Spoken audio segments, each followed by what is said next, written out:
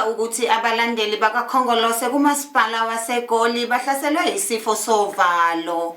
Lesi sifo sovalo sibahlasele emva kokuba kubonakale indoda ababethenjiswe umholi walo leli qembu ukuthi bayobusa ize ibuye. Igama lale ndoda uJesu Kristu ibonakale etaxi rank yaseBree kulo leli dolobha.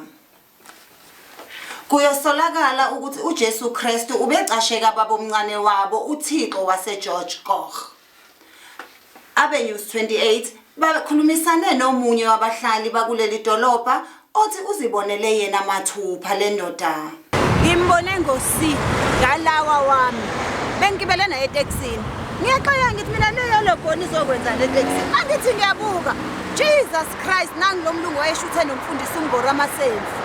Lasi ngabadabukela abantu abanamathende eGoli. Ubuyele kuJesu njengoba kwakuthiwa ngeke abuye nje. Hayi. Ngiyasaba mina.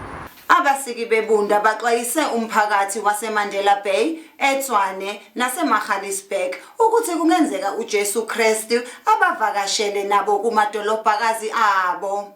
Kube sekutshelwa umphakathi waseThekwini ukuthi ungabi novalo ngoba le ndoda angeke ivakashele khona. Kodwa labo abahlala eThekwini abazimisele ngokumbona uJesu sebengazenzela umthobanhliziyo ngoJesu waseshowe. Balaleli, lawa bekungamanqampunqampu sizosithola sesiphelele uma kuhlangana ihora.